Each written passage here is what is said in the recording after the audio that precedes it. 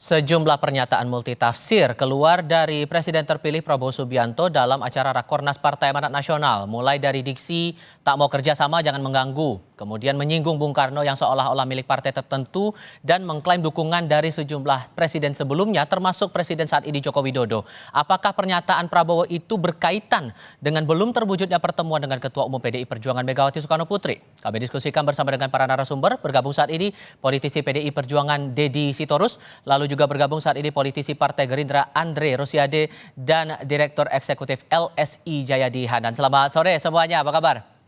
Selamat sore, Mas. Terima kasih seluruhnya sudah hadir dalam diskusi kami kali ini. Bang Deddy, Bang Jai. Thank you udah mau gabung, Bang Andre. Bang Andre, oke lah kemudian kemarin kepada kami Bang Habib bilang bahwa pernyataan yang soal apa tuh yang kemarin itu ya, masalah jangan ganggu-ganggu kalau tidak bergabung ke pemerintahan itu tidak menjurus pada hal partai tertentu, normatif saja. Tapi kalau sampai menyinggung soal partai dan kaitannya dengan Bung Karno, kemudian dukungan presiden di luar Bu Mega, ada yang nanggapinnya bahwa ini lagi nyinggung partai tertentu nih. Betul atau enggak tuh? Nah, begini Stifal, kalau kita mendengar sebenarnya tidak ada masalah ya. Bahkan saya baca pernyataan Pak Ahmad Basara, Pak Said Abdullah, itu pimpinan PDI Perjuangan itu memberikan hal yang positif ya. Bahwa memang kita harus akui Bung Karno itu milik seluruh rakyat Indonesia. Beliau adalah presiden pertama kita, tokoh proklamator kita, pahlawan nasional kita, dan orang yang sangat-sangat berjasa dalam memerdekakan Indonesia. Sehingga pastinya memang Bung Karno milik kita semua, milik seluruh rakyat Indonesia, seluruh bangsa Indonesia. Jadi tidak ada masalah dengan pernyataan Pak Prabowo, dan saya baca pernyataan elit PDI Perjuangan juga tidak ada masalah. Saya bingung nih, tiba-tiba bikin acara beginian gitu loh. Karena ada yang menanggapi bahwa jangan-jangan lagi menjurus ke PDIP, karena kan afiliasinya terang itu ke Bung Karno gitu, Bang. Itu satu. Yang kedua tadi, pernyataan Mas Ganjar tadi, video yang ditayangkan itu juga sangat bagus ya. Perlu kita apresiasi. Mas Ganjar sudah menerangkan dari A sampai Z itu tadi. Bagaimana peran pemerintah, peran yang di luar pemerintah, dan peran yang berada dalam pemerintah itu juga sangat bagus pernyataan Mas Ganjar yang tadi disampaikan. Bang Habibur Rahman juga sangat baik. Jadi memang Tifa, saya rasa setelah kontestasi yang panas ini, kita saatnya saling bekerja sama, menenangkan perasaan, ya bersatu padu untuk membangun Indonesia. Apakah nanti posisi ada di dalam pemerintahan atau di luar pemerintahan, dua-duanya punya peran yang penting, yang sangat baik bagi bangsa dan negara kita. Ini yang paling penting. Dan terus terang, saya ingin sampaikan, kerjasama Partai Gerindra dengan PDI Perjuangan, sama Bang Deddy Sitorus yang ganteng itu hubungannya sangat baik. Di parlemen kami sangat harmonis, ya. Meskipun kami dalam kontestasi pilpres berbeda pilihan, bertarung di pileg juga, coba tanya Bang Deddy itu. Kerjasama kami di parlemen, PDI Perjuangan dengan Gerindra sangat baik. Komunikasi pimpinan PDI, Mbak Puan Maharani, dan pimpinan Gerindra, Bang Sufmi Dasko, juga sangat baik dan harmonis. Jadi tidak ada masalah. Jadi kalau Kompas, saya ingin sampaikan, mari kita bikin acara yang sejuk-sejuk gitu loh. Masa nggak suka lihat orang harmonis gitu loh. Gitu loh. Kalau gitu saya coba ke Bang Deddy. Bang Deddy, ada yang menilai bahwa jangan-jangan ini lagi nyinggung PDIP nih, karena sampai sekarang belum menyampaikan secara tegas begitu posisinya di pemerintahan setelah Pilpres ini. Anda merasa ini memang lagi nyinggung PDIP atau gimana, Bang? Kalau teks dan konteks urutan semua kejadian, saya kira wajar saja kalau ada orang yang berspekulasi seperti itu. Itu kan nggak terhindarkan. Maka sebenarnya saya sangat berharap kepada Presiden-elek kita, Pak Prabowo Subianto, mungkin sebaiknya mengurangi. Karena kan beliau saya dengar begitu berapi-api bagaimana membangun kerukunan, kerjasama, kolaborasi. Nah, kalau muncul kalimat-kalimat seperti ini yang kemudian justru kan kontraproduktif. Jadi misalnya menurut saya, ya Pak Prabowo itu utang penjelasan apa yang dimaksud dengan mengganggu itu kan. Itu beliau pribadi menurut saya sebagai presiden terpilih harus menjelaskan itu, karena ini kan menjadi kekhawatiran sebagian pihak. Apakah ini artinya ke depan akan tidak boleh ada yang namanya sifat kritis, protes, ketidaksetujuan gitu ya. Ini kan menjadi kekhawatiran masyarakat sipil dan itu ke kami banyak sekali masukan. Nah, mungkin kalau saya pribadi masih berpikir positif, mungkin saya kaitkan katakanlah dengan menjaga kekayaan alam kita, bla bla bla. Bisa jadi yang dimaksud Pak Prabowo adalah para penikmat kekayaan alam, mereka yang suka impor-impor, mereka yang suka menggarong ke apa namanya APBN. Kalau ke sana arahnya ya oke gitu. Tetapi ketika kemudian dikaitkan dengan tidak mau kerjasama, nonton pinggir jalan gitu ya, jangan mengganggu. Ini kan tafsir orang berpotensi untuk menjadi sangat negatif. Itu tafsir Saya orang. kira Kalau dari PDIP nangkapnya juga sama. kalau kami belum pernah membicarakan secara resmi, tetapi kami tidak ingin suuzon lah, tidak ingin apa namanya langsung memvonis negatif. Nanti kita mungkin bisa diskusi dengan kawan-kawan Gerindra. Hmm. Tetapi yang paling baik menurut saya Pak Prabowo memang harus menjelaskan makna. Karena kalau Andre saja yang ngomong ini kalau menurut saya kurang kuat. Karena itu adalah hal yang sangat-sangat urgent. Apa itu yang dimaksud dengan mengganggu gitu ya? Hmm. Ini kan apakah itu sifatnya warning, apakah himbauan gitu kan? Ini orang jadi multitafsir. Oke. Itu menurut saya sangat penting. Lalu yang kedua soal klaim terhadap Bung Karno. Ini justru kita bangga ini disinggung ya. Kenapa saya katakan begitu? Karena kita merasa sejak Orde Baru kan ajaran-ajaran paham, Oke. lalu kemudian jasa perjuangan Bung Karno itu kan dilakukan proses desoekarnoisasi oleh Orde Baik. Baru. Mhm. Ketika ada partai lain merasa bahwa Bung Karno milik seluruh rakyat Indonesia, sejarahnya dan paham-paham serta ajarannya termasuk Marxisme, kami Oke. bangga karena memang betul. Oke. Bung Karno bukan hanya milik bangsa, Bung Karno itu milik dunia. Oke. Dengan kasih Asia Afrikanya, gerakan Mhm. non-bloknya, dengan dukungan terhadap negara-negara Arab, Afrika untuk merdeka, saya kira Bung Karno itu milik dunia dan kami selama ini memang sendirian.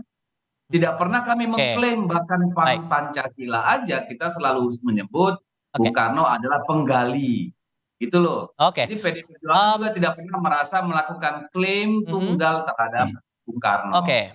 Oke, saya ke Mas Jayadi kalau gitu. Anda menangkapnya bahwa pernyataan Pak Prabowo dalam satu momen yang sama dengan 3 topik yang dirasa berbeda oleh banyak orang ini normatif saja atau ada maksud tertentu begitu Mas Jayadi? Iya, pidato itu kan konteksnya di acara Rakornas PAN, Rakornas Partai Politik kan. Satu. Yang kedua, konteks lainnya adalah Pak Prabowo sebagai presiden terpilih sedang dalam masa transisi untuk menyiapkan pemerintahannya ketika nanti disumpah sebagai presiden kan gitu. Jadi kalau lihat konteks itu, maka yang ketiga dalam konteks itu salah satu upaya yang menonjol adalah upaya untuk menopang pemerintahan Pak Prabowo ke depan dengan koalisi atau kerjasama partai-partai gitu. Karena bagaimanapun kita tahu koalisi atau kerjasama partai-partai yang mendukung Prabowo di pemilu 2024 lalu kan dari segi hitung-hitungan kursi di DPR kan masih kurang. Ya. Ya, meskipun kan belum ada yang resmi menyatakan bergabung kan. Meskipun ada tanda-tanda dari Nasdem, PKB atau yang lainnya gitu. Jadi kalau kita kalau kita membaca pernyataan Pak Prabowo dalam konteks itu, maka tentu saja yang paling menonjol adalah itu berarti ditujukan kepada partai yang belum mau atau kira-kira memberi sinyal tidak mau menjadi bagian dari pemerintahan gitu. Kalau dikaitkan dengan rencana pertemuan antara Prabowo Mega, kemudian ada yang menilai jangan-jangan ini nyinggung yang belum ada perkembangannya sama sekali nih antara rencana pertemuan antara kedua tokoh ini. Itu masuk akal nggak? Ya masuk akal juga bisa aja. Tapi begini menurut saya pertama kerjasama atau koalisi atau berada di dalam pemerintahan atau di luar pemerintahan itu kan sama-sama kerjasama. Jadi berada di dalam pemerintahan itu bekerja sama kan gitu. Berada di luar pemerintahan juga sebetulnya kan bagian dari kerjasama untuk yang satu memberikan cek, memberikan pengawasan, yang satu kan berupaya untuk menjalankan agenda-agenda langsung dari pemerintahan yang sedang berkuasa gitu. Jadi kerjasama seharusnya didefinisikan secara lebih luas. Yang kedua, kalau apa namanya partai atau terutama partai ya, kalau dia berada di luar pemerintahan, itu pengertiannya tidak penonton, karena perannya kan jelas, bukan penonton. Ada peran masing-masing gitu di situ. Jadi ibarat tim sepak bola, para partai yang berada di dalam pemerintahan bukan berarti mereka pemain yang di lapangan, sedangkan yang berada di luar pemerintahan itu pemain cadangan. Bukan, kalau menurut saya itu tidak tepat. Oke. Kalau menurut saya mereka sama-sama pemain, punya fungsi masing-masing. Jadi dua-duanya harus berfungsi. Nah, kalau jadi berada di dalam pemerintahan atau di luar pemerintahan adalah bentuk kerjasama kalau menurut saya gitu. Oke. Yang ketiga, nah berikutnya satu lagi. Singkat saja, Mas. Satu lagi, membangun ya. Membangun itu kalau menurut saya bukan hanya ekonomi. Membangun itu juga adalah membangun politik, membangun demokrasi. Jadi kalau orang berfungsi sebagai bagian dari demokrasi itu bagian dari pembangunan begitu. Oke. Kenapa kemudian kami diskusikan ini Bang Andre? Karena ada yang mengaitkan bahwa omongan yang disampaikan Pak Prabowo dalam acara PAN kemarin itu jangan-jangan berhubungan langsung dengan wacana pertemuan antara Pak Prabowo dengan Bu Mega yang sampai sekarang belum ada follow up-nya begitu, belum ada perkembangannya. Jadi gimana nih prosesnya rencana untuk pertemuan dua tokoh ini Bang sebetulnya? Jadi atau enggak? Oh, seperti yang disampaikan oleh Pak Muzani ya, Bang Muzani, Sekjen Partai Gerindra, bahwa Pak Prabowo dan Bu Mega tentu insya Allah akan bertemu. Nah, tinggal soal momen dan waktunya kapan ya. Tentu Pak Prabowo dan Bu Mega yang lebih memahami pasnya. Apalagi kita hormati ya, Bang Deddy Sitorus ini PD Perjuangan punya agenda partai yang akan diselesaikan. Ada rakernas dan lain-lain. Tentu kita menunggu dulu proses yang berjalan di internal PD Perjuangan. Nanti pada saat yang tepat setelah rakernas, insya Allah tentu akan ada pertemuan. Ya, Indonesia ini negara besar, seluruh pimpinannya semuanya negarawan ya. Apalagi Pak Prabowo dengan Bu Mega punya hubungan yang sangat baik dan harmonis. Keluarga Pak Prabowo juga dekat dengan keluarga Bu Mega. Tinggal tunggu saja lah waktu momentum yang pas. Jadi kalau dibilang ada deadlock, makanya kemudian Pak Prabowo nyinggung itu di acaranya PAN, itu nggak benar ya? Atau gimana tuh? Nggak ada deadlock, komunikasi kami sangat baik. Sekali lagi, kerjasama kami di parlemen sudah sangat baik. Jadi kerjasama di parlemen itu bisa berjalan dengan baik, tentu menunjukkan hubungan yang sangat baik. Nggak mungkin PD Perjuangan duduk bareng dengan Gerindra, melaksanakan agenda-agenda kenegaraan dan pemerintahan serta kerjasama di legislatif, kalau itu bisa berjalan dengan lancar kalau hubungannya nggak baik. Hubungannya saya pastikan dengan baik, sangat-sangat baik gitu. Gitu loh. Oke, kalau gitu saya confirm ke Bang Deddy, apakah kemudian ada faktor Jokowi nih yang membuat akhirnya pertemuan antara Bu Mega dengan Pak Prabowo ini masih belum kunjung berjalan, bahkan sebelumnya kan kita ingat juga Mbak Puan juga sempat ditugaskan begitu untuk bisa mengatur bagaimana pertemuan ini berjalan begitu Bang Deddy? Iya, kalau soal pertemuan, tadi saya sepakat dengan Andre, pada waktunya itu akan terjadi, karena tidak ada barrier psikologis, politis, ya, atau barrier-barrier lain yang bisa menghalangi atau membuat tidak mungkin Bu Mega bertemu dengan Pak Prabowo. Tapi soal kapan waktunya, kan tentu masing-masing punya hitungan sendiri, ya. Misalnya kami selama beberapa waktu ini masih baru selesai dengan urusan legal konstitusional di MK, ini berproses di PT UN kan gitu ya. Tim pemenangan juga baru kemarin dibubarkan kan seperti itu. Lalu partai sudah masuk pada agenda-agenda konsolidasi pasca pemilu. Kita kumpulkan semua anggota dan pimpinan DPRD dari seluruh Indonesia. Kita ketemu dengan kepala-kepala daerah dari seluruh Indonesia. Nanti tanggal 24 sampai 26 kita mengadakan rakernas. Jadi terus kita berputar. Kita punya kesibukan tersendiri dalam konteks kepartaian dan juga kebangsaan gitu. Nah, kalau urusan dengan pemerintahan yang baru, saya kira kan waktu juga masih sangat panjang ya, masih Oktober gitu ya, masih beberapa bulan. Nah, kami sebagai partai yang baru selesai melakukan pemilu dan pilpres, ini kan juga selain butuh evaluasi, butuh juga kami untuk segera berkonsolidasi dalam rangka pilkada. Oke. Jadi itu proses yang nggak mudah karena kalau sekadar pertemuan pribadi Pak Pak Prabowo? Prabowo dengan Ibu Mega, saya kira kan itu anytime bisa dilakukan. Oke, Tapi kan orang tentu berharap pertemuan ini adalah dalam konteks politik tentunya, dalam oke, konteks pemerintahan gitu ya. oke. Nah, di PDI Perjuangan sendiri sampai hari ini belum pernah sekalipun membahas masalah itu.